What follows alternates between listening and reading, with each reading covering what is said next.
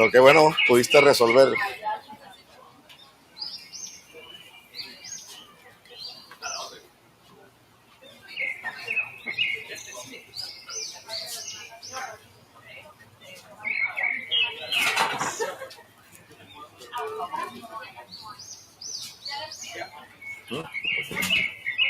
Este término Ay, por ahí, se me desapareció en ya. la sala. Ah, pues perfecto. Porque se va a firmar como a las 10:30. Ah, qué El bonito. presidente llega a las 10. Sí, sí. Sí, que el presidente llega a las 10. Entonces, al final de este evento lo metemos. Está tallados tú y yo aquí, pero bueno, aquí pegaditos. No, pero igual es ahorita. Después era uno y uno y yo.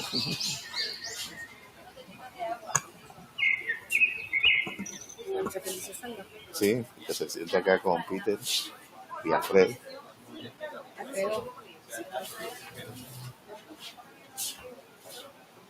Es que no quiero que se retrase mucho por la agenda de los otros ministros.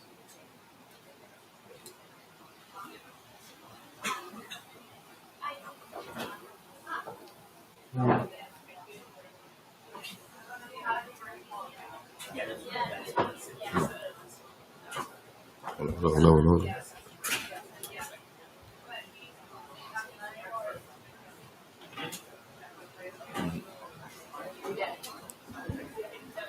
¿Cómo?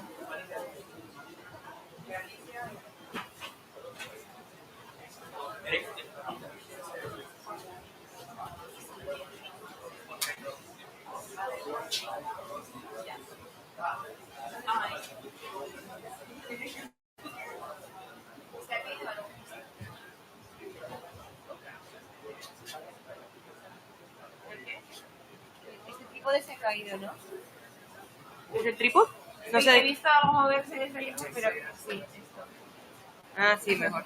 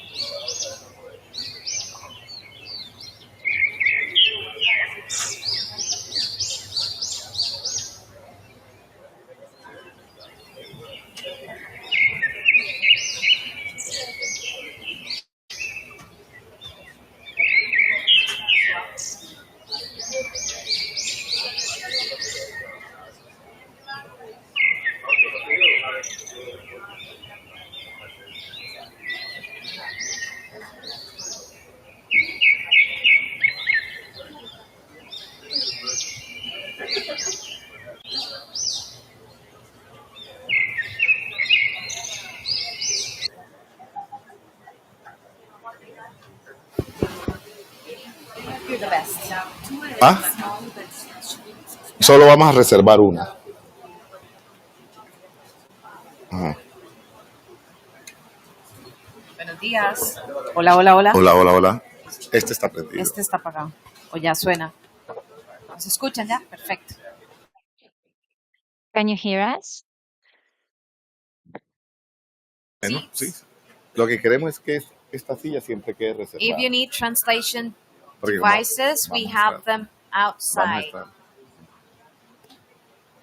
We're going to do this in Spanish and English. So if you need translation services, please do bring your own translating device from outside. Sí.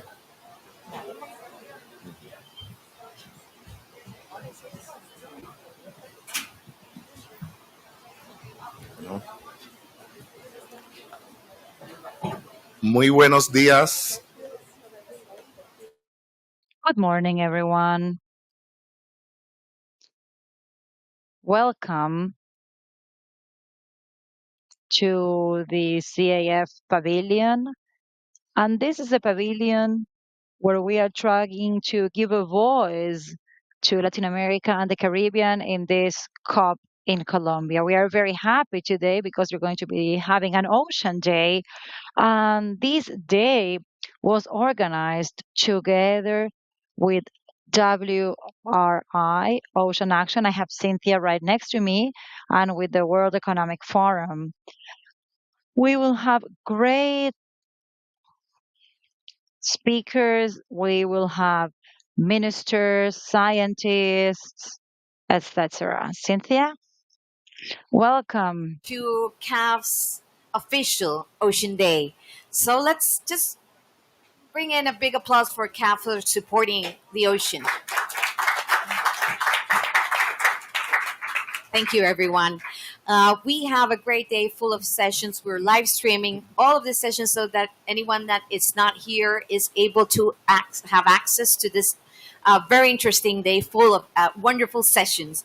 We will discuss a lot of things from sustainability to climate to biodiversity, you name it. So thank you for being here and thank you for joining us. And let me introduce to you our wonderful panelist from today. Well, Alfredo, you're just one of us, so why don't you come here? These are the co-hosts of today. So just welcome everyone with me, please. Thank you so much. Pero yo lo voy a decir en español porque veo que todos ya tienen sus headsets I will speak Spanish because I see that you all have your headsets now. Thank you for joining us today. Thank you, CAF, for your collaboration and for devoting this space not only today, but all this decor. Thank you, CAF, for your commitment. And as we will hear later, CAF is one of the banks that has invested the most in blue economy and in the region. So thank you for that. And thank you all for being here. We are going to have a day full of activities. And as the World Economic Forum, we are very excited to be here. So now we are going to give the floor to the other speakers. Thank you, Alfredo. This is a great opportunity to have two great leaders that support, in the case of Peter Thompson, he's our special envoy from the UN in oceans. So he is the best speaker to start with the opening remarks. And then we are going to have our wonderful host, Alicia Montalvo. She made all of this possible. She supported us for us to have an ocean day. And she's also a great leader in the blue agenda for Latin America and the Caribbean. So with that, I'd like to give the floor to our great blue champion, Peter Thompson, so that he can inspire us today.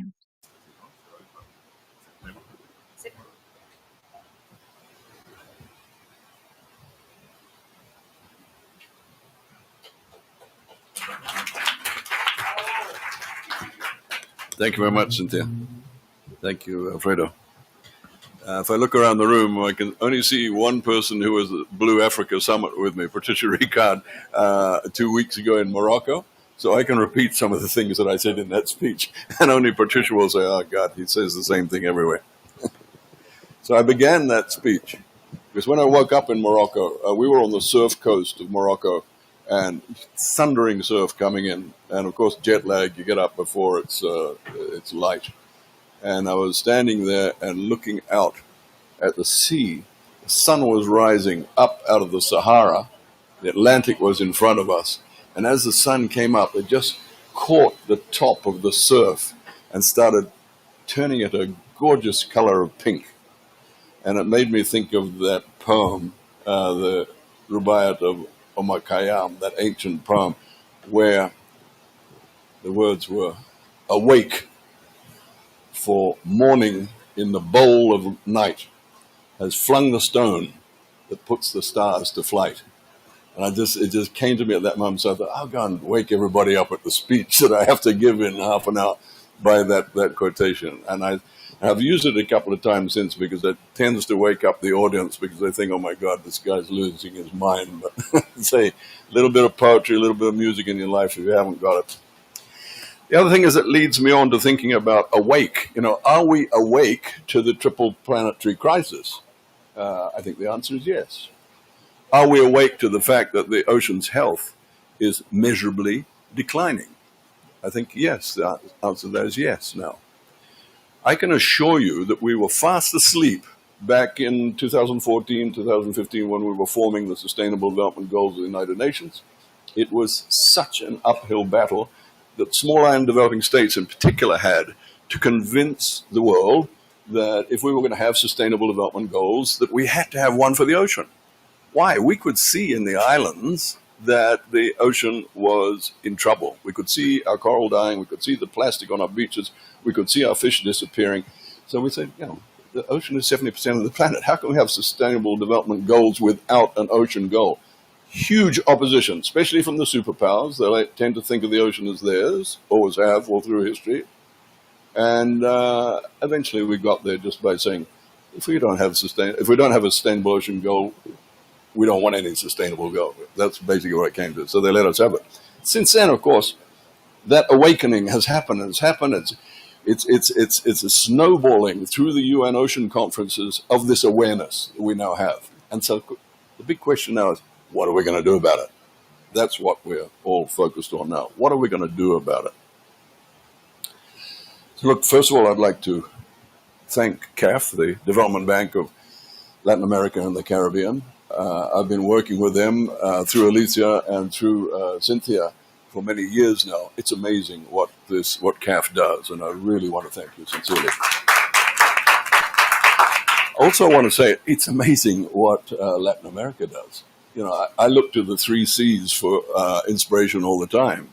The 3 C's, for me, that's Chile, and it's Costa Rica, and it's Colombia, because they're just ahead of the game. They're ahead of my game. And so I learned so much from what's being done in this region. So congratulations to you all. And also a thank you, which I usually do at the beginning of speeches, to you all for coming along and giving me the privilege of addressing you. I just make 2 quick points, and then I'll sit down. The first point is that I'm old enough to realize that when you come to these meetings, you can just get lost in a blur. You've got to know before you come to meetings like this what you want to get out of them. You've got to get that, and then you can go home with satisfaction. In my case, it's all about 30 by 30. We got that 2 years ago in Montreal. It was amazing consensus, amazing, at a time of toxic geopolitical world, but we all came together and said, okay, we've got to protect 30% of the planet by 2030. Otherwise, we're in real trouble. Not just the butterflies, but us. We're in real trouble. So we came together for that. But, what are nice words without action? And we don't actually, as far as I'm aware, have a good solid action plan of what we're going to do in the next 6 years to get that 30%. So my takeaway from this conference will be to leave here with a understanding engendered through meetings like this and meetings I've been having over the last 48 hours of how we're actually going to get there. And I'm a simple guy, and I can see a spreadsheet. And the spreadsheet's no longer more than 2 pages. It's basically a top 20 list of all the marine protected areas in the high seas, but also big ones in the EEZs that are going to get us to that 30% by 2030. Okay, there's the list, the top 20. And if you've got any good ideas on that, let me know, because I'm actually putting that down on paper over the next couple of days. Next column is, who's actually going to be responsible for putting those giant MPAs in place. We know who the people are, basically. If you look at something like the high seas pockets in the South Seas, it's the governments of the South Pacific.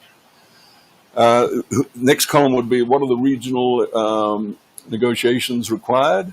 For something like the giant Chilean one, which is top of the list for me, the one, I've got to learn its name, basically running from Easter Island across to mainland Chile. That is just an amazing high seas MPA. Obviously, Chile would be responsible for that one and probably don't need much regional consultation since it's within their country, their amazing coastline. So then you'll probably have another column about who's going to do the environmental impact assessments for this top 20 list, because we've got to get that done on the BB&J. And probably the final column is, well, who's going to prepare the BB&J submission to get this approved by the global community? And that would be the last column. And when is all this presented? It's presented in 2028 or 2029, probably at COP2 of BB&J. Because COP1, you want to cover this sort of thing. And that's the plan. And so by 2030, we can say, yeah, here's our 30% from the ocean of the 30 by 30 plan. So to me, it's just a very big task, which we've got to get ourselves organized and to do. That's my takeaway from Kali. And anybody in the audience that wants to be part of that, please just approach me over the next couple of days. I think the second point I want to make before I sit down is that, what are we, when I ask the question, what are we going to do about it? Well, it's basically the green transition. We've agreed. We've just got to stop burning fossil fuels. We've got to move to an electrified world that is powered by renewable energy. We've got to be living with sustainable economic models that operate within ecological planetary boundaries. That's the green transition. And we've got so little time to make it happen. So again, that's a takeaway from Kali. We've got to go home satisfied that you're part of that green transition.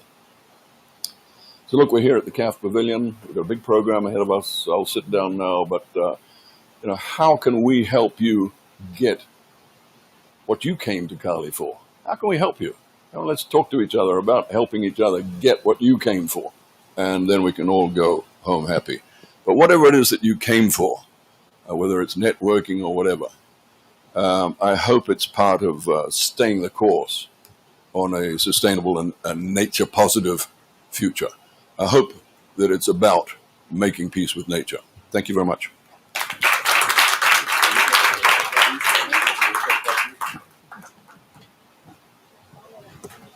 Thank you, Peter, for inspiring us. So, as you heard, Ambassador Thompson, he has just not only set the tone, but also it's a call for action. And anyone who's got an idea, it's a very open invitation on how to address what we're here for. I think it's a great opportunity. Let us not forget about BB&J and ratifying BB&J. Of course, it's of the utmost importance. So we need to move forward also as on this, and let us not forget about Target 3 and hitting the target on the 30%, specifically on the marine side of things, 8% until today. So we need to get to that target. And with it is my great pleasure now to introduce to you Alicia Montalvo Santa María. She's the Gerente de Acción Climática y Biodiversidad Positiva. Positive Biodiversity Manager of the Corporative Vice Presidency of Strategic Program. Get it so that I can get it right. So not only she's great in everything she does, but she's a supporter of the Blue Agenda. So please help me greet our host today, Alicia. The floor is yours.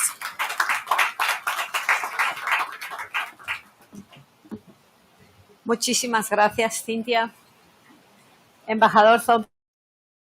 Thank you, Cynthia. Ambassador Thompson, thank you for being here with us. And as you can see, we have devoted this to the mangroves, all the decor, and this shows our commitment to the blue economy.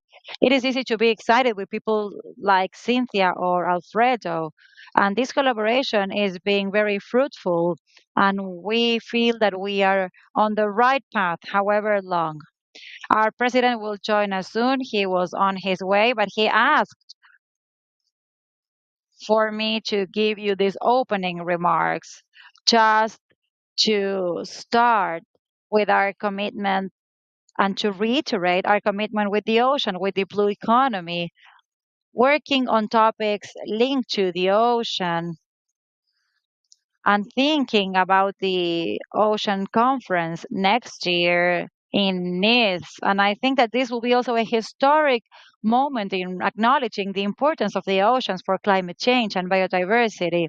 We are here working specifically around biodiversity, but we know that climate change will affect and that the ocean could be a very important contribution to the solution of these problems. Please remember that CAF has a commitment, a funding commitment for issues related to the blue economy of 1.2 billion. At the end of this day, we are going to give you information about how we are doing on this, but I think that we are on the right track with a very interesting agenda. But especially what we want to do is to mainstream all the issues related to oceans in our agenda. And this also implies topics that are avant garde, like the development of a blue taxonomy. We are working on it right now and we want to socialize it because this will allow us to be much more rigorous in our actions. The goal is to reach the 30 by 30. We are all working into that direction. Mr. Ambassador, as you well said, this is something that we need to have in our horizon. And as a bank, we work around funding. And yesterday we had a day devoted to the ocean also at the COP. Today we are working around finances and we merged both topics in our agenda. Financing for blue economy. We are developing innovating instruments. We have set in motion an ecosystem approach at CAF. And of course, in this region, many of these are related to the ocean, some of them very linked to it, like coral reefs, mangroves in the Caribbean. We are all working so that the ocean can be very present in our agenda, and we are committing $300 million for a regional program devoted to ecosystems. una gran presencia. Yo voy a Well, we really hope that it will have a big presence. I will finish here and then let you know. Then we will have Dia Granados, our president, because we can sign a memorandum of understanding with WEFE that you will be witnesses of. And in about half an hour, when the next panel ends, we will all be able to celebrate. So I invite you to stay here for the day, and then we can have exchanges, formal and informal especially. And there you can have some coffee so that you can enjoy your day.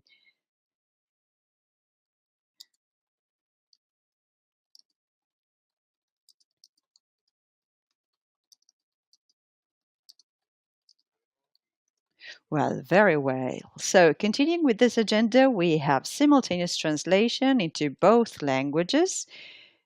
It is also an integration effort. We want panels to be bilingual, some bit of English, Spanish, well, Portuguese, we have a doubt here with our Brazilian colleagues. But it's going to be an integral day with an agenda where we are going to have sustainable biodiversity, private financing. We're going to have the different ministries of the Pacific pathways. And we're also going to have a break from 4 to 6 with the different announcements that I cannot tell you right now, but we're going to have very big announcements. So to start the day, we're going to start as motivation with a video about oceans that I hope you enjoy.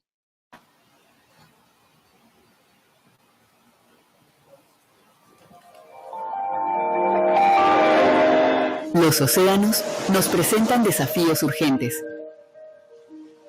El 50% de corales ha desaparecido en los últimos 70 años. Como consecuencia del calentamiento y la acidificación de los ecosistemas marinos provocados por el cambio climático.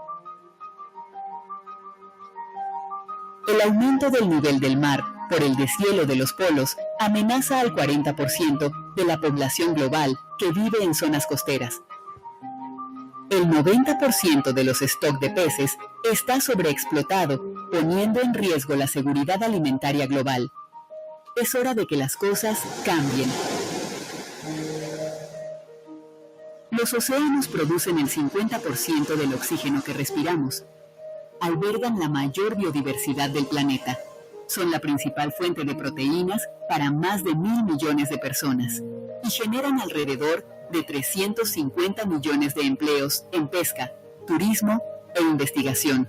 América Latina y el Caribe, a pesar de no ser un contribuyente mayor al cambio climático, será una de las regiones más afectadas por sus efectos en los océanos, especialmente en su pesca y turismo.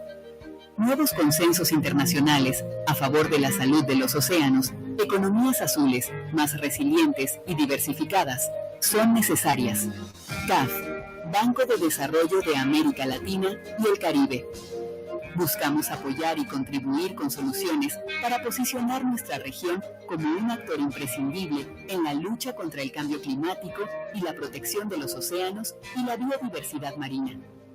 Destinaremos $25.000 millones en financiamiento verde hasta el 2026. La economía azul y la salud de los océanos es una de nuestras áreas prioritarias de acción. Buscamos apoyar a nuestros países a lograr el ODS 14 y aumentar las inversiones en infraestructura verde que promuevan la recuperación, conservación y uso sostenible de los ecosistemas marino-costeros. Es así que apoyamos el fortalecimiento del corredor marino del Pacífico Tropical Oriental, una región natural compartida por Colombia, Costa Rica, Ecuador y Panamá, que genera $3.000 millones anuales de ingresos, principalmente de la pesca, el turismo y el transporte marítimo.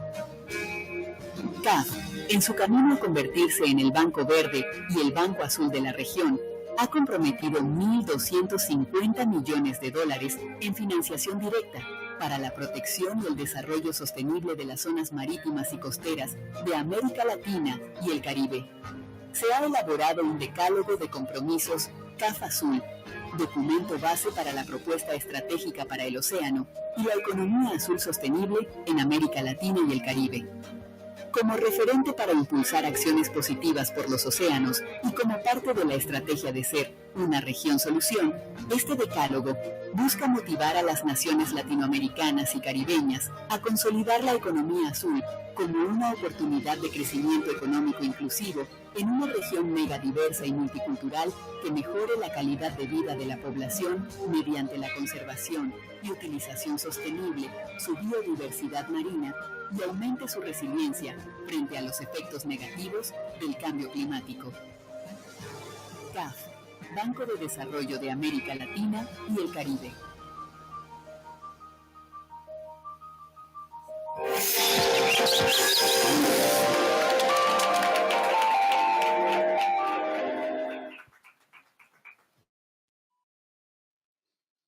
Okay, so moving forward with our agenda, we had as a main speaker Sandra Vesudo, who is a scientific research. She's Colombian. She's an activist and director of Malpelo Foundation, who, and luckily, she is in Malpelo, and the boat was supposed to arrive yesterday, but, well, you know that we do not control the oceans and the seas. So Sandra has sent us a video. It's not an edited video. She just sent it yesterday, and we're inviting you because on the 30th, she's going to have a special event with us, and she will be here in person. So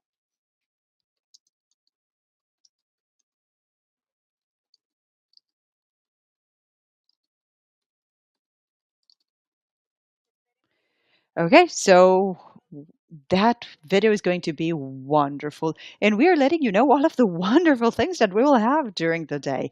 Right now, I would like to thank Alfredo, Alicia, and Edith.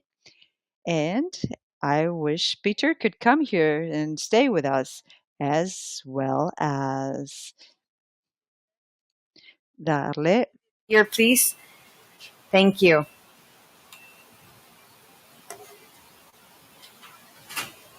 Bien, we're going to open session 1, and with your excellency is here, please. Can you join us both? Linking sustainable ocean plans to the global biodiversity framework. As you know, thank you. So, as you know, the high-level panel for a sustainable ocean economy has been working and committed to action since 2020 when the Transformations Agenda was first launched. This Transformations Agenda has more than 70 concrete actions to actually tackle climate change, but also to tackle biodiversity loss. So for that reason, 19 serving world leaders around the world are working to develop and implement sustainable ocean plans. I must say that together they make 50% of the world's coastlines and 45% of the EEZ of the world. So they are committed, they are ambitious, and half of them have already delivered on this target before 2025. They have all committed to deliver within 5 years. And UAE has been the latest member to join this wonderful group of leaders. So today we have Her Excellency Razan with us, just because she's not only the champion of UNFCCC, president of IUCN, but she's also our Sherpa champion at the high-level panel for a sustainable ocean economy. So thank you so much for joining us both. Yes. Yes.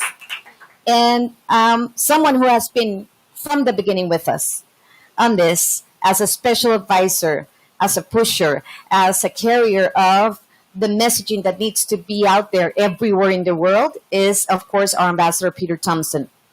So for that reason, yes. And just because he has been basically, I think, the lighthouse that we all chase, I would like for him to open this session and the work of the high-level panel. He knows it very well. He's been there from the beginning. And then we'll hear from our latest member, UAE, from Her Excellency Razan. So thank you both. And Peter, the floor yours.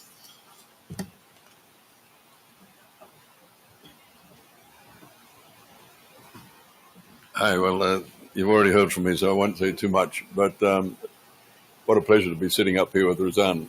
She really is a true world leader when it comes to what we're all trying to achieve here. You know, Sustainable Ocean Plans. It's not a very successful name, I think. It doesn't sort of have it's not sexy, Sustainable Ocean Plans. But, you know, like accountancy, it's necessary. You know, like lawyers, they're necessary. It's not sexy. And maybe we should call them the sexy ocean plans. So we just got to get it across to everybody that this is the basic thing, right? This comes from the high-level panel for a sustainable ocean economy, right? Which we formed under the chairmanship of the Prime Minister of Norway and the President of Palau back in, I don't know, it seems like decades, but it was probably about 2020, was it, Cynthia? I don't know when it was formed. It's now 2018, yeah. So it nearly is a decade. Look, it's made up of serving heads of government. That's where it's different from every other panel that I've ever been part of or any other organization. It's serving heads of government. And when a prime minister or a president is replaced through elections, we've found that in every case, you know, they've said, yes, we'd like to continue serving on the panel. So once a year, we all get together in New York, but there are these Sherpa meetings in between. So this is an amazing group of people. In fact, if you ask me what were the two most significant things done since the start of SDG 14, I would say it would be the UN Decade of Ocean Science, you know, which all of us agreed we don't know enough about the ocean, therefore we need this decade. We only know about 20% of the ocean science.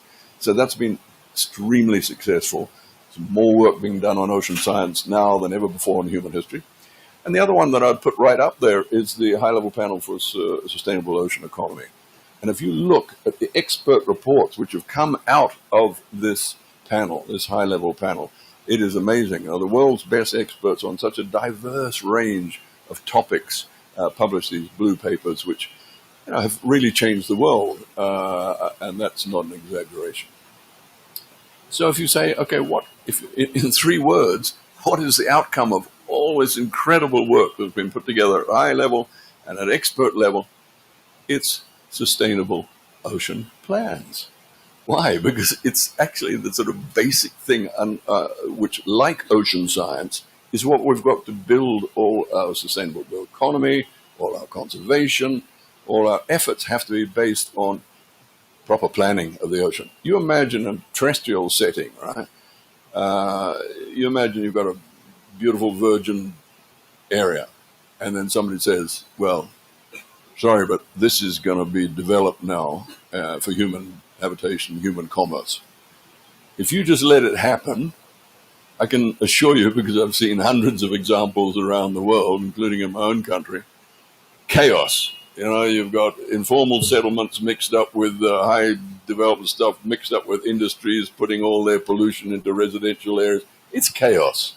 You need to have town planning. That's why every country in the world now has a town planning or country planning. So for land, we've got it. We need it for the ocean. That's why sustainable ocean plans are so important. And when we talk 30 by 30, we need to know where that 30% goes and what's going to happen to the other 70%. You know, we're not just saying that's the chaos bit. We look after the 30% bit. We have to look after the totality, 100%. And that's why sustainable ocean plans may not sound sexy, but they're absolutely essential for our way forward. Thank you very much.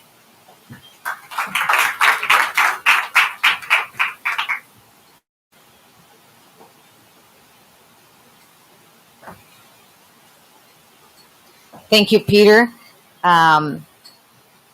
Maybe we do need to think about the name. So it is with great pleasure that I would like to introduce our next champion, because she is a champion. She's a global leader, and she not only supports within the work that she does for IUCN and also within the UNFCCC champions on climate, but she also supported us within the presidency of COP28 to sign on a joint declaration where countries that are part of the Organization of American States actually joined the efforts of the Ocean Panel. They're supported and committed. So we need more of that. We need global ambition and action. And COP Presidency 28 was a huge milestone to get everyone's attention on the very much needed sustainable ocean plans globally. So today with us, someone that is going to bring, so a bit of a spoiler, some good announcements today. So stay tuned because we're in for a very nice treat. So who's up for good news today? Raise your hands. Great. Let's give a big applause to Her Excellency Rosana Mubarak.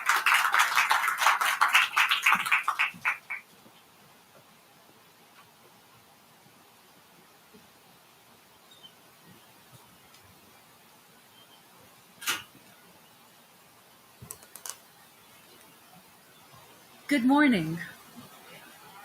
Still morning, isn't it? Yes, wonderful.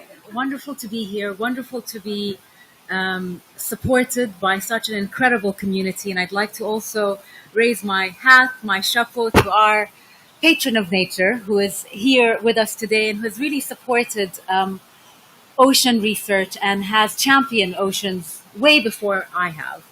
So thank you very much for being with us here today. I was asked before this good news announcement to really answer two fundamental questions. The first one, why did the UAE join this high-level panel? And at the onset, on behalf of the United Arab Emirates and on behalf of our president, His Highness Sheikh Mohammed bin Zayed, I'd like to say that we're truly honored to be part of this panel. And fundamentally, we saw it as an opportunity to address three important imperatives. From a local perspective, the UAE is very much dependent on the oceans. From trade, shipping, tourism, fisheries, but also a sense of national identity and culture. And when we looked at the sectors that the Ocean Panel is looking at, as well as other initiatives that I'd like to also raise my hat on as high-level champion, the ocean breakthroughs, the sectors were extremely interesting. So what are these sectors? Nature conservation, shipping, renewable energy in the ocean, food security, and as well as coastal tourism.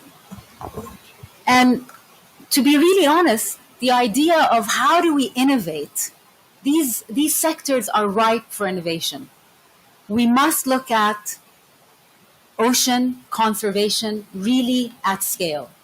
We've been doing wonderful work, and as IUCN president, I can say that there's been incredible success stories on ocean nature conservation. But the question is, how do we scale it up, and how do we scale across?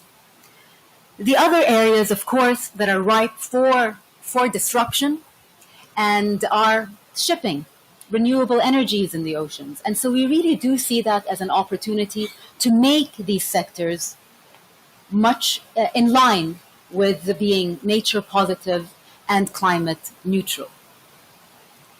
And then the third point is we felt that the Ocean Panel really embodied a fundamental policy direction that the UAE has, which is we cannot achieve the goals of Paris without nature, and oceans really sit at the nexus of the climate and nature goals and needs and actions. And as Cynthia said, it was brought to life with this joint statement on oceans and climate that was established at COP28.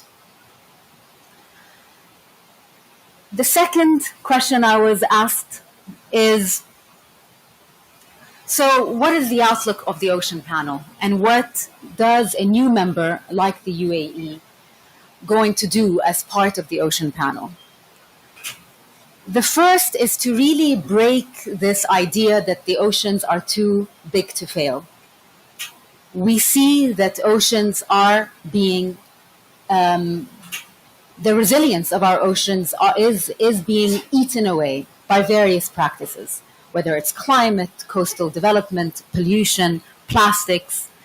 And this is jeopardizing nature and the ocean in particular when we need it the most from a climate change perspective.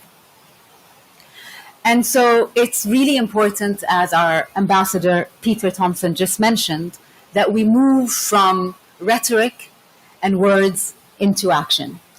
And we felt that the panel was action-oriented.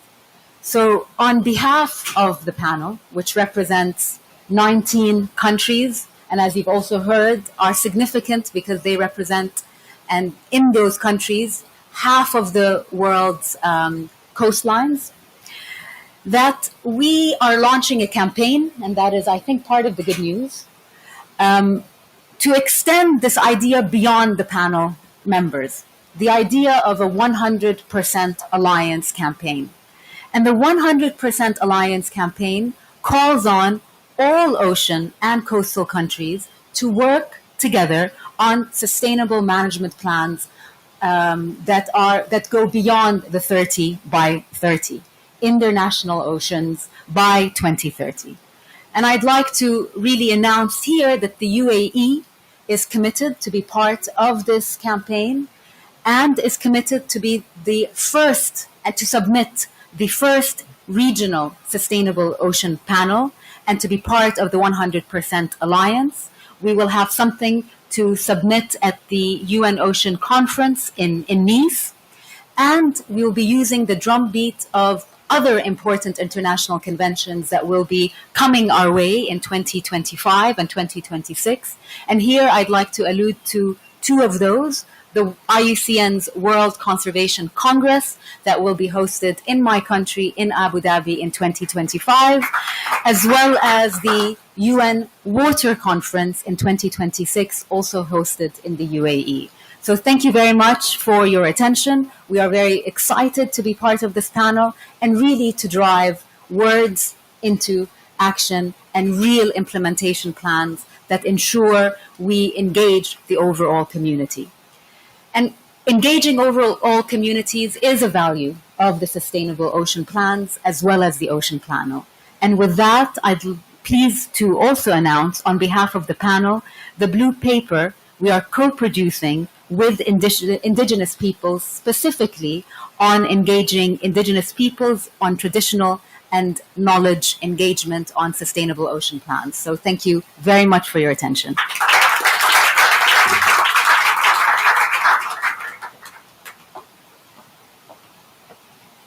Thank you so much. So you've heard the good news. Not only UAE joins the panel and has the ambition to deliver on their own sustainable ocean plan, but as of today, with this announcement, we would like to let you know that the latest blue paper, more than 20 blue papers already from the Ocean Panel, has been officially launched by Her Excellency. And behind me and in those, probably in the rest of the room, you'll see the QR code where you can download and access this wonderful, wonderful blue paper on equity called Co-Producing Sustainable Ocean Plans with Indigenous Peoples and Knowledge Holders. And we have a very special guest that will talk about it, one of the co-authors. So with no further ado, I would like to, for all of us, to give a big applause to our two champions. And what a great start of our whole Ocean Day focus sessions. So big applause to Your Excellencies, Ambassador Peter Thompson and Her Excellency Razan. Thank you so much for this. We are waiting for CAF's president, but I think he's still, there's a bit of traffic today. So I'm going to carry on, if that's okay. And we'd like to give a warm welcome to Hold on a second because I need to get this right. Sorry about it. Our keynote speaker, Ken Paul, presenting the latest blue paper from the Ocean Panel as one of the co-authors of co-producing sustainable ocean plans with Indigenous and traditional knowledge holders. Ken, can you join me? Let's give Ken a big applause. I'm going to work on your PowerPoint.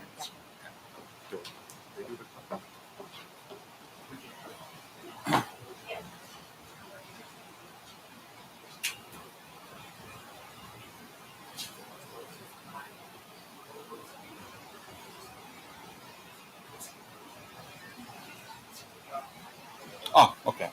I'm good. Okay, gracias. Okay. Nidali was sagli kapudmuan naga nuchiao stukig nugutkok ulibimgiskak skijinuak naga nidapiag. Yeah, my name is Ken Paul. I come from an Indigenous nation, the Williston Nation. We are situated on the border of Canada and the U.S., up in North America, up in the Atlantic coast. We have a membership of about 15,000 of us. Our territory is quite vast. It's built around the Williston, which is the beautiful and bountiful river, which opens up into the Bay of Fundy and into the Atlantic Ocean. We're a fishing nation. From freshwater fish to ocean fish, fin fish to shellfish, which has sustained our ancestors for many, many years. I really appreciate the Ocean High-Level Panel allowing us to put this paper together, and also want to specifically mention Micheline Kahn, who couldn't be here today, but she was coordinating all of the authors. I was one of the lead authors for one of the 5 chapters. We had a writing team. I think there was about 25 of us altogether, and it was really hard to coordinate all that, but Micheline did a really good job on that. The paper itself, I'm not going to go through the paper because I'm sure that everybody will have a chance to go through that. I did want to talk a little bit about an underlying framework of how we approached it. So I'm going to show you a balanced model. It talks about a holistic model. It talks about sustainability. So this model is a 4 directions model. It starts off with a circle. And I can't actually, oh, there it is, there. And the thing about a circle, it's one of the most common symbols for any spiritual or religious groups around the world. The second common symbol is a tree, which if you think of a tree, if you cut it across the trunk, it's a circle itself. The leaves all reach out in different directions, so that's a circle. Some roots of some of the trees, such as spruce, they'll reach out in all 4 directions, so these are all circles too. These are very, very important because it talks about holism. A circle doesn't have a beginning or an end, and circle and cycles are very, very common. So the way we have our circle presented, the way this was taught to me by elders, the circle fundamentally for an individual represents our 4 aspects of our health. Our physical health, which is our body, our mental health, which became in the highlight during COVID because we were all stuck at home. That's our mind. Our emotional health with our hearts. We want to have healthy relationships. We want to be able to express ourselves well. And our spiritual health, which talks about our connection to nature. When we bring these 4 aspects out to a societal level, make them at a macro level, the spiritual aspect becomes the culture. So that's the manifestation of our songs, our stories, theater, dance, arts, the written work, anything, film. So that these are things that we need in our society. The emotional part of our health talks about our relationships. So that's our communities, our social structures, all of those things that we need to help build healthy economies and healthy communities. The physical part of it becomes our economics. And economics is used to make sure that we have good food to eat, we have shelter, that we have food, that we have methods of transportation, and all of those physical needs that we have and other goods for trade. And the mental part of it becomes our politics, where we create our policies, our regulations, and our laws. And our society needs all 4 aspects of these health. And in fact, where they're placed on our circle is very important. When we have our politics and create our policies in the north, we have to look at the opposite for the balance, make sure that we include the communities. We can't create policies without including communities. Is that okay? when we're dealing with our economics, we have to make sure that we understand the impact that our economies are going to have on our culture and our communities. So this is a framework that we had used and talked about when we were trying to develop what we were going to put in the paper. Another way of looking at this as well, this is, again, was instructions from the elders to tell me to do this. I work in the resource sector. Oh, got nothing there now. Hello? Yeah? Wait, okay. I'll let you guys memorize this.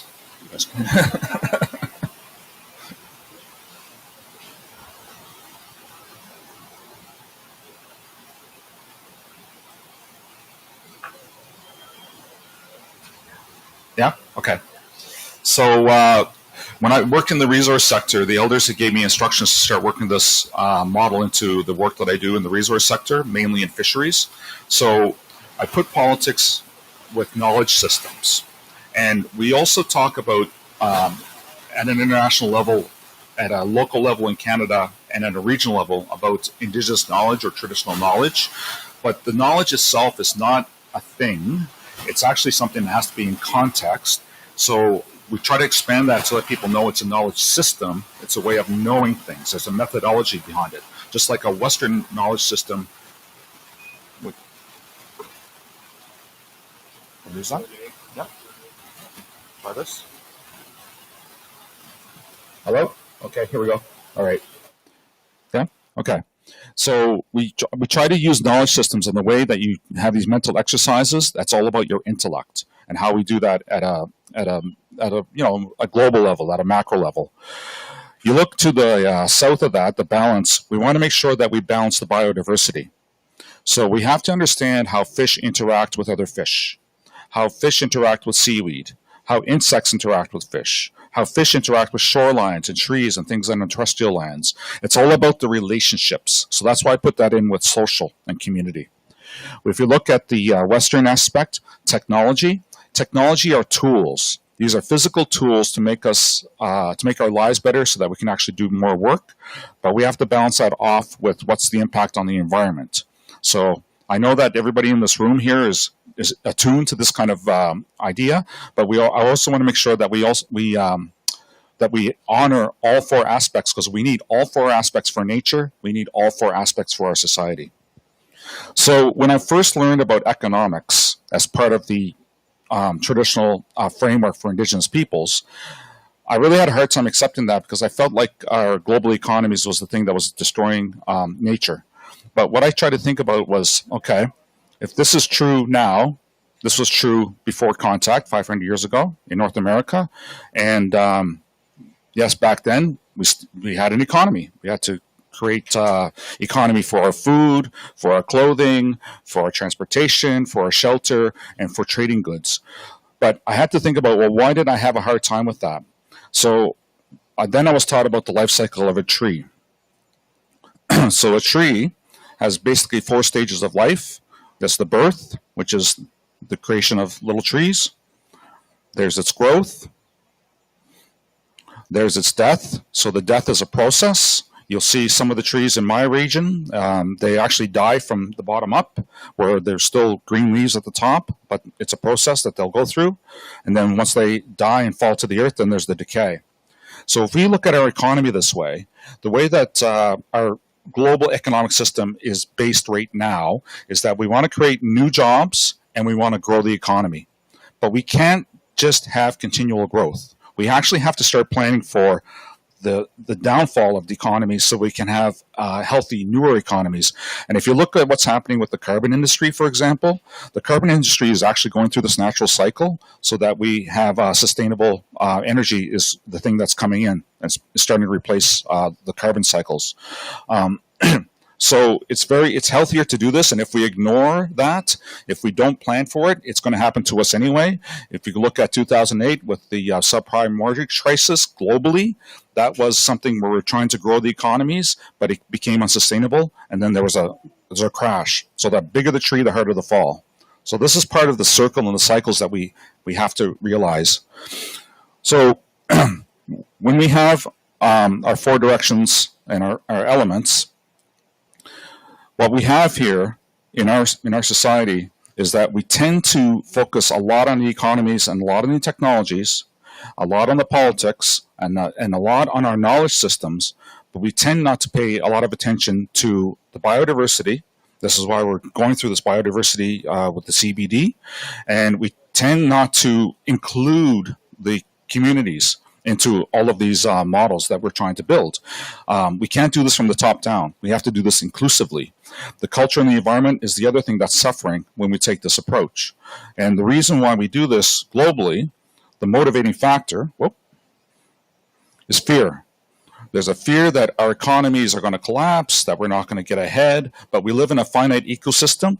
We can't use fear as the motivator, because fear is a good motivator. You know, there's a lot of people that will use fear as a motivator, but when you use fear as a motivator, it becomes kind of reactionary. It doesn't mean for long-term planning. So what we try to do, and what the elders have taught me on how to address this, the better way to do it, I'll wait because I see a picture painting there, is try to use love as our motivation. So that love of self-respect, that love of other people, that love of nature, and do that trust to have that positive outlook. Because we can use words like protect, for example. I try to stay away from fear-based languages. This is another lesson from my elders. And I try to use the word respect every time I see the word protect. Because when you respect something, that gives you permission to interact. It gives you the responsibility to learn about it, and it gives you the ability to protect it if you have to.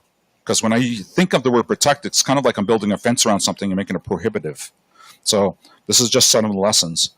So some of the things that you'll see in our paper, the lessons which we try to weave through our paper as a holistic approach. We want people to honor the UN Declaration of the Rights of Indigenous Peoples. I don't think we talk about that enough when we talk about Indigenous peoples.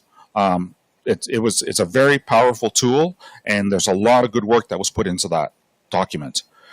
We want to honor the inherent rights and treaties with Indigenous peoples. So where I come from in North America, we've had treaties with the Crown, with England, from the 1700s, before the US became a country, before Canada became a country. While those treaties are still in place, they're still enforced, we have to honor those as agreements between nations. We want to honor the ocean as a living being. If we think of the ocean as this thing where we're just going to extract resources from, the ocean itself is going to react negatively. But if we recognize the ocean as a living being, as a spirit, then we will actually be able to develop a relationship with it, and she will be able to, I guess, build our relationship and act in the best interests of the oceans. Because if the oceans are neglected, the oceans are going to react. So this is why we're having like more frequent hurricanes and more frequent droughts, because the ocean affects every single person on the planet because of the weather, even if you live inland. The ocean is the engine for our weather, and the ocean will react if it is feeling it's being abused. Reciprocity, this is another inherent value within Indigenous peoples, that you have to give if you're going to take, even if it's only in a spiritual sense. But we just can't look at the ocean as something that we can just pull resources from. We see disappearing fish stocks. There's underwater mining that's being developed around the world. But we can use those resources, but what are we doing to actually repair these areas where we're actually, if we don't have mitigation or adaptation plans in place? When we work with Indigenous peoples, I like to see investment into Indigenous peoples and investment into Indigenous knowledges. I think that most people around the world actually don't really understand what Indigenous knowledge is. I think they think of it as sort of like a piece of information that you can pull to fill up your science deficiencies. But Indigenous knowledge is something that cannot be separated from Indigenous communities. It's localized. It has to be put into context. And when you work with Indigenous coastal communities, you will also learn a whole different value system, and you'll actually enter in a different paradigm. It's very difficult to pair up Indigenous knowledges with just Western science. It can be done, but in those areas of disagreement, that's where a lot of work has to be done. So you have to sort of build up indigenous communities by investment so that they can develop their sciences. Develop equitable partnerships with indigenous peoples. So this is all part of the investment, but also work with indigenous peoples at the onset when you're doing the work. Prioritize support for coastal communities. Know that the food security is very important in those communities, that you're actually affecting their way of life, and that they're going to be very passionate about what has happened, and they need stronger voices, and plan for the future generations. As an Indigenous person, I'm always looking and trying to plan for the 7 generations down the road. So these are the elements that you'll see within the paper itself, written in different contexts, and we're hoping we're making a good contribution to the Ocean Decade and the rest of the biodiversity work.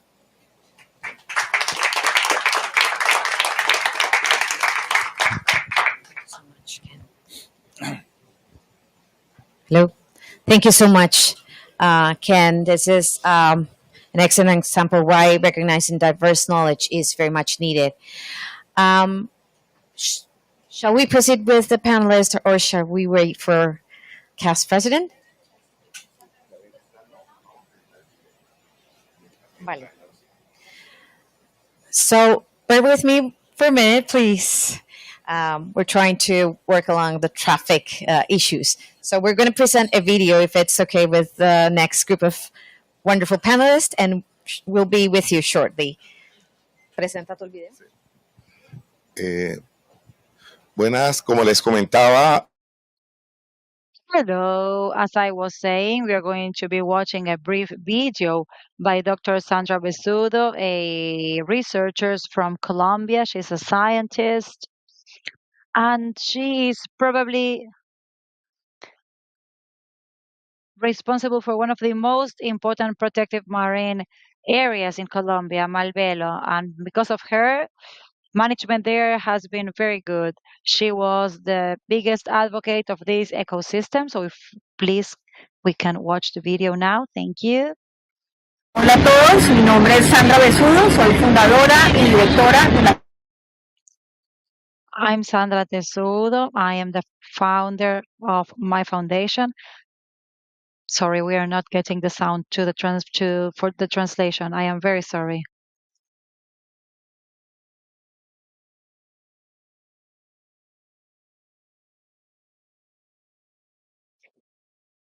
We're going to do our best to translate, but the sound is very poor.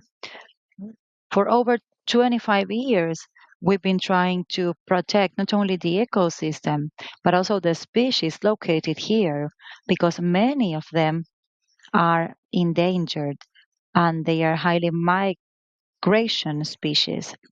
With our programs that we've been working with, we were fighting against illegal fishing, but also we work in monitoring and researching species ecosystems. Since the year 2000, our foundation has been supporting multidisciplinary research where each group works in a different aspect: fish, endemic species, marine mammals, oceanography. And the foundation has been working especially with sharks and other fish. We've been working with acoustic techniques, and also we were trying to study the migration of these species, and we learned about the connectivity among species, not only here in this region, but in other areas as well, like in Costa Rica, Panama, Galapagos, in Ecuador, but also what is happening with the north shoreline in Colombia in order to determine where is this shark growing mainly. From the beginning, we've been trying to support the creation of a sanctuary here. And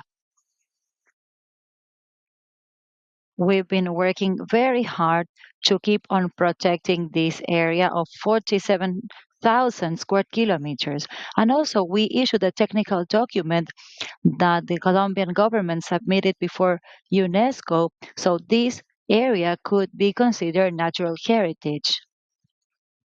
Also, The foundation has received several awards because of its hard work.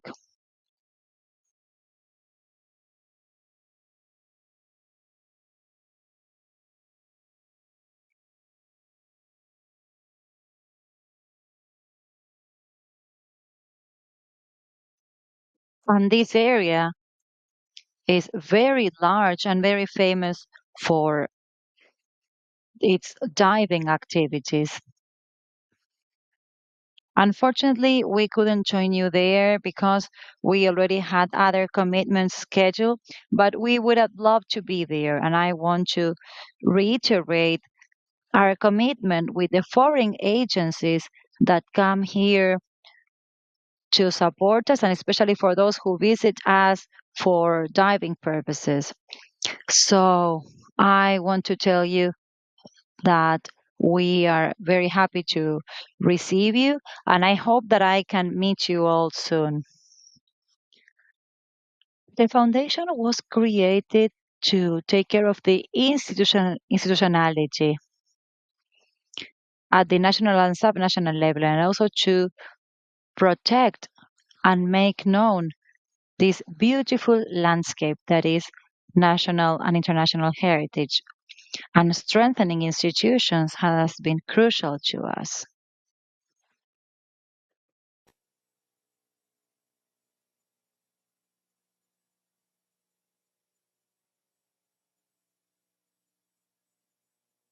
Bueno, solo dejarles saber que Sandra Besudo va a estar aquí en el pabellón. Sandra will visit us on the 30th in a special event. And we would like now to welcome our executive president, Dr. Sergio Diaz Granados, and he will make some remarks. And then we're going to be signing a memorandum of understanding among the WRI, Ocean Action, CAF, and World Economic Forum. And this partnership that has been happening naturally, we are going to be strengthening it before the UN Conference on Oceans next year in Nice. And most importantly, the three of us agree upon the fact that the main goal is for Latin America and the Caribbean to have a strong voice on the oceans, to be present and can have regional solutions. Mr. President, you have the floor.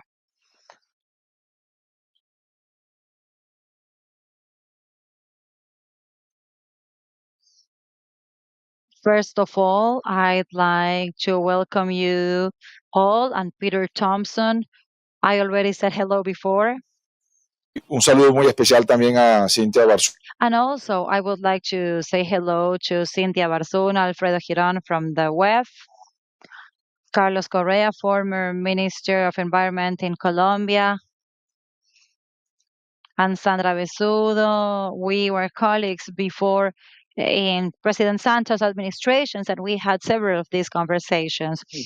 And now, let me talk about the bank on what we are doing, because I know that Alicia and our biodiversity manager already talked about this. But 3 years ago, when I became president of the bank, we found an opportunity to have conversations with the bank board of directors in order to challenge the status quo in the bank and take the bank into a green bank direction, or green and blue, I would say. That was our bet in December 2021. And we talked to our board, which are the finance ministers in Latin America and the Caribbean, the highest capital increase in the history of the bank. Countries in Latin America and the Caribbean are contributing with a pay-in of almost $7 billion to double the size of the bank from here to 2030, 2032. And we are also using the opportunity to extend the geographical coverage of the bank. The bank was mainly South American at the beginning. Now it is expanding to Latin America as a whole and the Caribbean. So that was our second great step in December 2021. And as of now, we have almost 6 Caribbean islands that are joining us. So we are the regional bank with the biggest presence in Latin America and the Caribbean. And those two decisions, increasing the capital and extending our geographical coverage, are taking us to think about our programming, considering strategic ecosystems, seeing the region in a holistic perspective, and mainly raising the voice of Latin America and the Caribbean about the protection of its seas and oceans. We see a great opportunity here also from the bank side. When we had Lisbon's conference a couple of years ago, we said, okay, we want to go here, but we want to go with a pledge, with an announcement from our side, from CAF's side, about our commitment to be champions in blue economy and the restoration of maritime ecosystems with $1.2 billion. The commitment of the bank is to work with the countries in the region in this regard. So for this, we require partnerships. We need knowledge. The bank has a group of experts which are very committed, and we have access to finance ministries in Latin America and the Caribbean. We have a big coordination capacity of local governments in Latin America and the Caribbean, but we also need allies contributing with their expertise, their science, helping us strengthen our network. And this is why the memorandum that we're going to be signing today is so important. And I am sorry because I do not look like a bank's president right now. 6 a.m. this morning, we were in Cali's Botanical Garden with two organizations that we've been working very close, BirdLife International and Otterberg. And 3 years ago, we dreamt about having a corridor protecting birds in the entire hemisphere, both in the land and on the seas. And we made our first announcement in Montreal with Alicia. And now we finally have a strategic plan, a 5-year strategic plan. And I was with them this morning very early. Thank you, Peter. So tomorrow we are also going to be signing with the New York Botanical Garden an agreement to strengthen our botanical gardens in Latin America and the Caribbean. So we want to transform this bank into a green and blue bank. And this is our mission. And I am sure that what we are going to be doing today together with Peter for this memorandum will take us a little bit closer to that goal. For more than 10 years, we've been observing the UN system. We were a part of the Summer Summit of the Future in New York 1.5 months ago, and we've ratified our commitment with these agendas.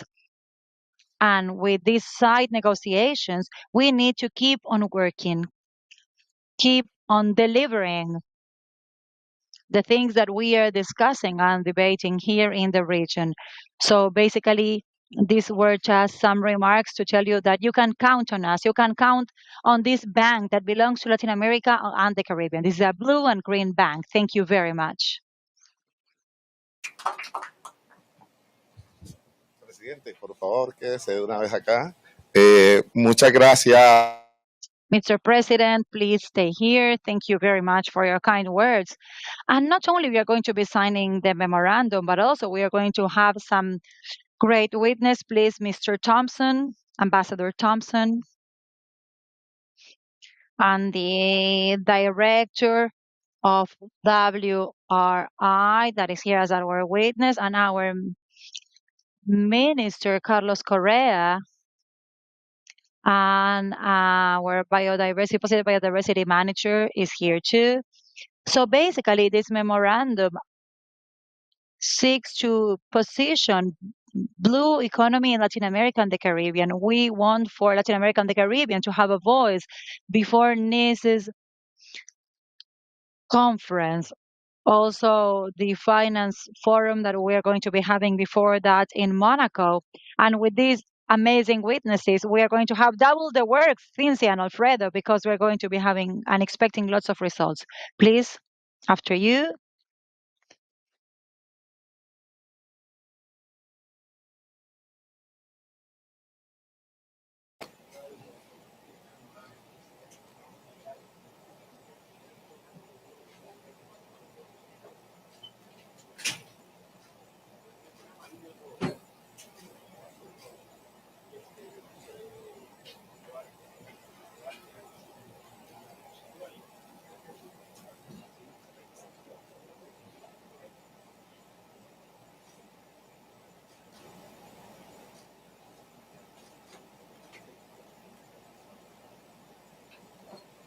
Perfecto. Bueno,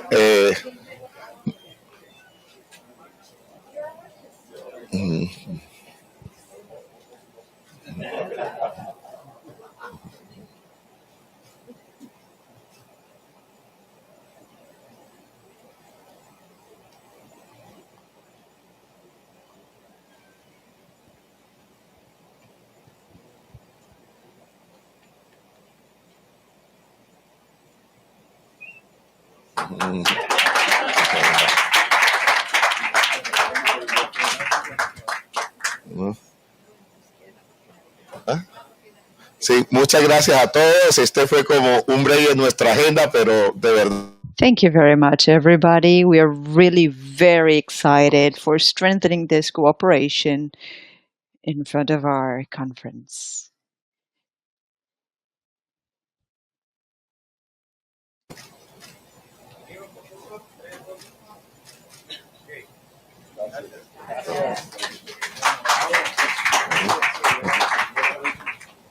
Cintia, tu panel en tiempo récord, además ahora. Tiempo récord, está bien. Gracias. ¿Me pasa mi teléfono, Carlos? Pásame eso, please. Can I invite our distinguished guests and panelists, please join me. Sorry for running a bit late, but this is so exciting, isn't it? So, Mark, Vidor, Alicia, Nick, can you join me and I'll introduce you in a minute.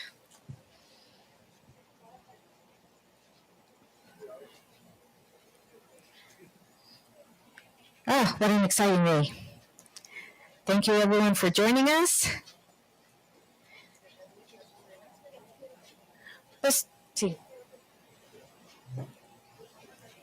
Okay, let me introduce this very great group of families. Alicia Montalvo needs no further introduction, so I'll direct my attention to Vidor Helgensen. He's the Executive Secretary of the Intergovernmental Oceanographic Commission, IOC UNESCO, and Assistant Director General of UNESCO.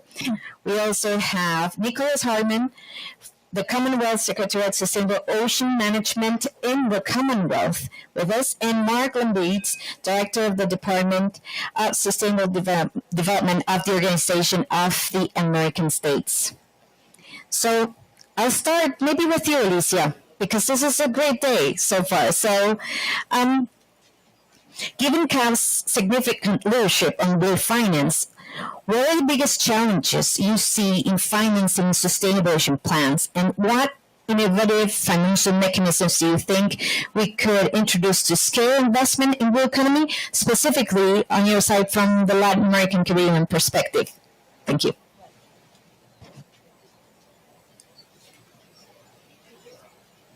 ¿Funciona o te doy el mío? Gracias. Thank you. Thank you very much, Cynthia. And thanks to everyone for being witness of these moments of signature. Well, I think that the Sustainable Ocean Plans are a key instrument. As you well know, Cynthia, we have been very enthusiastic with the possibility of having one instrument that allows us to really identify what are the priorities to finance the sustainability plans for the ocean and in the different countries. We joined Ocean Action 2030, I think 1 year and a half ago, 1 year ago. And I think that this is crucial. Even though only 3 countries from the Latin American and Caribbean region are part of the high-level panel, we consider that this instrument should be used beyond, because the most important thing is that we are able to really identify these instruments. And also we need to really develop new innovative instruments such as blue bonds, other kinds of instruments that we are now working on. We are very active right now in the Caribbean region with the Global Environmental Facility, and we are promoting different actions to really create more marine protected areas. So, in short, we see that this could be really a very useful instrument to mobilize financing, because the question is not only to be able to identify actions, but to have them in an integrated document where you can identify the priorities, and you can also see how the different institutions involved in the protection of the ocean are working together at country level. So for us, you know very well, this instrument is very useful, and we hope we can keep supporting you in this initiative, learning very much about the experience. Thank you. Thank you very much. Thank you, Alicia. CAF is one of Ocean Action 2030 members. Ocean Action 2030 is a coalition of United Nations agencies, of NGOs, of multi-development banks, of course, across the globe to aim countries in their goal of developing and implementing sustainable ocean plans. IOC UNESCO happens to be another partner, a great one indeed, and that has actually raised the bar when it comes to ambition. And Vidar has this duality because he was part of the Ocean Panel from the beginning. So it was easy to sell you the idea of working together on this one. So any thoughts on 100% sustainable ocean management through sustainable ocean plans, please? Thank you very much. It's fantastic to be here and fantastic to see the progress that the concept of sustainable ocean planning and the high-level panel are making. Since you made it sound like I have a conflict of interest here, I would like to say that the IOC took on sustainable ocean planning and management before I joined it. And I think that speaks to the importance of the concept. It needs to be based on science. The IOC is the UN's ocean science body, and we're really happy to work intensively and increasingly with the high-level panel and all those other countries that are now committing to sustainable ocean management, because that planning needs to be based on sound science and knowledge and data about what exists in terms of biodiversity and other ocean dynamics, and let that filter into decision-making in political and business contexts. So for us, supporting multilateral processes is really important, like the CBD, but it is also important to support countries and governments that are committed to 100% sustainable management of their own national ocean territories. Thank you, Peter. Nick, can I put you on the spot? You just arrived after, I guess, 40 hours of traveling. So thank you for being here, for starters. We're going to give you coffee for sure after the session. But before that, Shogun meeting, very important Commonwealth member states meeting that you were just at. Would you like to share some news, updates, announcements, anything that you would like to share with us today? Floor is yours.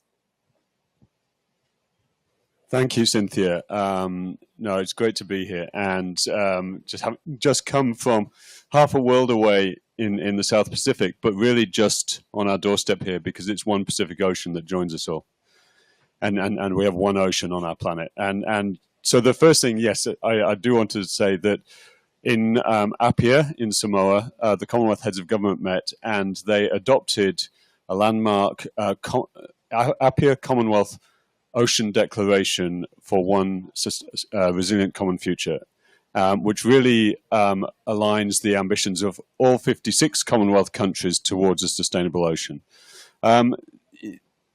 Commonwealth countries have been coming together since 2018 for the ocean, when we launched the Commonwealth Blue Charter, and learning to work together, building communities, understanding each other's needs, and building capacity. And so this came out of that process where there was a call for really putting some substantial commitments down on what we're going to do. And so 30 by 30, absolutely, 30% restoration to getting BBNJ done by 2025. language in there, and concluding the plastics treaty as soon as possible as well. Getting the WTO fisheries subsidies agreement done. It's all in there, and this is also important to what we're doing. But one of the things that's in there is also the really recognizing that need for 100% sustainable ocean planning, because when I first arrived in Samoa, the first morning I went snorkeling in a small MPA.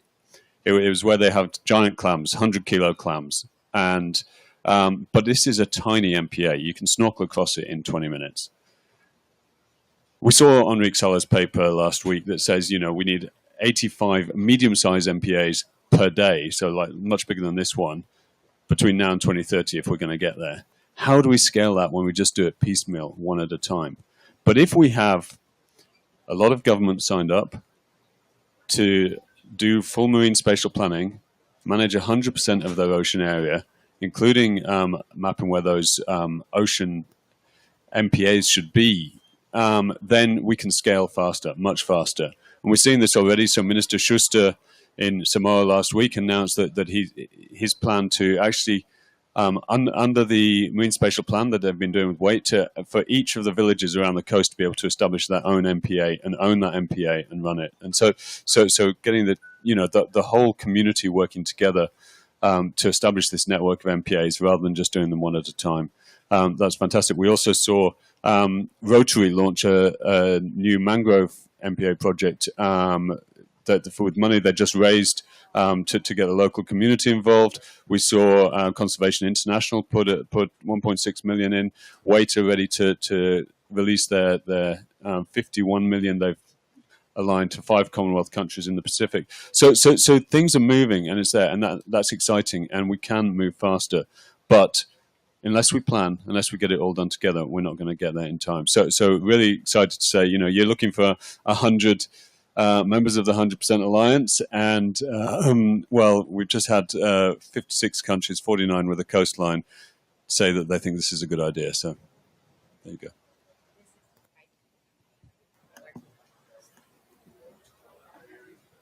Thank you for that exciting news. More countries to work with, and we're ready. We're ready for a Commonwealth, and hope we could actually work very close. So, I'm originally from Costa Rica, Latin America. So it is with great pleasure that I actually convinced Mark to have OES, Organization of American States, as part of the coalition, and they said yes. Not only they said yes, but ever since they have been strong partners in delivering the ambition, but also action, and how Latin America and the Caribbean could actually join these efforts and develop their own sustainable ocean plans and implement them. Mark, care to share with us your thoughts on this as part of the development, Sustainable Development Secretariat from the Organization of the American States? Indeed, and this word, yes. So thank you for that, Cynthia, and what an exciting morning so far. Really, congratulations to CAF and WRI, and then for the recent signing of the MOU, including WEF in that, just tremendous. And also on the release of the Indigenous Peoples paper. For those of you who are in the room, you heard Ken Paul talk about really the Indigenous philosophy and the relationship with their elders, and it really was inspiring to me. And while I work at the OES, I'm going to speak personally for a second. He gave a very interesting diagram about the relationship between the elements of our being and really focus on politics, the difference between driving our economy with fear versus love. And as an American, I look forward to next week and think about the election that's coming up. And I wish he could come to my country and really talk about how do you use love to really drive some of our communities, the way we think about our economy and think about moving forward. I say that not just to get into a little bit of politics, but also to tie back into something Alicia said just a moment ago about the fact that we have 3 countries of Latin America and the Caribbean in this coalition. Let's also remember we have 5 countries in the Americas, so both the U.S. and Canada being members of this important coalition. As the Organization of American States, and for those of you who may not know the organization, we're the political organization for this hemisphere. So we work on policy dialogue, convening people together, provide a lot of technical assistance, knowledge management. And in that context, our relationship to helping countries of the Americas drive sustainable economies is really on me, and I'm the leader of the Department of Sustainable Development. When we execute initiatives to help our countries drive sustainable development and sound solutions in that arena, we do this through partnerships, as we are not a bank. When it comes to our partnerships with money, relationship with CAF in particular is really essential to getting this job done. So I'm really excited about our, just growing relationship with CAF. We work with other partners in the hemisphere, like the Inter-American Development Bank on a global level, with the GEF, World Bank, and others. We work with these institutions, providing resources not for the benefit of the OAS, which is a small organization, but to really facilitate access by our member states. 34 member states in the hemisphere, of which 32 of those member states have oceanfront property. So we are really an ocean hemisphere. And I use the word ocean, not oceans, as has been alluded to earlier. We really are living on one ocean. And so together we use these partnerships to help our countries. And Cynthia, to your question, just real briefly, the SOPs is an amazing platform for countries to have really a common framework for the way that we treat the ocean. We think about the things we put in our water that flow down our rivers. So we think about the trees that protect the cuencas, the aquifers, and we think about what we do in and on the ocean. So I just, I'm really proud to be part of this process and really think about the way that we protect the ocean using the Sustainable Ocean Planning mechanism. And our commitment is to not just as an organization say we will support this, but to actually work country by country to go from, say, 5 countries of the Americas to 34 countries of the Americas that sign on to these. It'll take time, but with partnerships like with WRI and CAF, we're going to set up a technical assistance facility to go country by country and help them elaborate their sustainable ocean plans. That's our commitment as though the OAS, and we look forward to working with all partners in getting that done. Thank you, Mark, for that commitment. And Alicia, just because this is your house, I'm going to let you close this session. So I'll jump to you, Vidar, if you don't mind. Barcelona, great milestone. Great day for Sustainable Ocean Plans, UN Decade Program on Sustainable Ocean Planning. We are already co-chairing with IOC UNESCO to bridge the gap between science and policy, which is basically a very important part of Sustainable Ocean Plans. Do you care to share a bit more on that, or anything else that you would like to share for that matter? Thank you. Does this work? Yeah, fantastic progress. No, I mean, science to policy is quite challenging, but the high-level panel did exactly that in its own right. We had heads of state and government coming together, being supplied with 18 updated reports about everything ocean, and on that basis negotiated a pact between those initial 14 countries, now about 20, about sustainable ocean management. And the concept of sustainable ocean management is a similar approach, because we do have marine spatial planning, which is and can be very useful and helpful. But this is about societal planning. This is about understanding that the ocean is important to the land-based economy, and the land-based economy is important to the ocean economy and environment. It's about the totality of the SDGs. It's economic, it's social, equity is an important dimension. It's obviously environmental. It's also about our cultural relations to the ocean. And it's about politics and governance. It's about science basis, but a political decision-making process and a political accountability for these plans that come with transparency and an all-of-society approach. And I think that comes from having had actual heads of state and government, sitting and serving heads of state and government on that panel. That's not too normal to have panels of current heads of state and government. They are the ones sitting at the end of the table when trade-offs and decisions have to be made. And the emphasis they're putting on this, and the energy now in getting more countries to commit, I think is really promising. Because governments are compartmentalized, industries are compartmentalized, science even is compartmentalized, but ocean ecosystems can't be compartmentalized. We need to look at that as a whole. So it needs to be owned by the whole of governments as well. Thank you for that. And yes, indeed, the Ocean Panel has gone through 10 changes of government already and still going strong. So that gives you an idea on how important this initiative is and how strong and how unique. So we need to bring more countries along. For that reason, I'm going to turn to you and put you on the hotspot there, Nick. Tell us about the ambition. What's next? How can we engage more with the Commonwealth? And any final thoughts on your side? Thank you. Well, I liked what Peter was saying earlier about making sustainable ocean plans sexy, because to me they are. We've been sort of trying to do holistic planning with governments for many years, and through national ocean policies, that is not a sexy term. But actually it does bring together all those departments, all the different ministries that are working on a bit of the ocean, and try and join them up. And so important to be holistic, as Vida said. I mean, to accelerate this process, one of the things we did earlier this year is have the first Commonwealth Ocean Ministers meeting. Most countries don't have an ocean minister. A few in the Pacific do, but not most of them. And so to try and get countries to say, well, actually, for our government for this meeting, this minister is going to speak on behalf of all ministries on behalf of the ocean, starts that process and gets that going. And so we'll be having another one in about a year's time in Kenya. And watch this space for details of that. But so I think, but sustainable ocean plans really provide that framework that, as you say, connects not just the policy landscape, but the people, the communities, that the stakeholder engagement, the private sector, sort of everybody needs to be involved in that process to understand what needs to happen and get it forward. So as a model, I think it's definitely something we're going to be taking forward through our policy approach with governments to do that. The other thing, of course, is mobilizing the finance. And it was fantastic hearing what you were just saying there, and how you can work with the OECS countries. OECS, again, sort of a very strong Commonwealth region.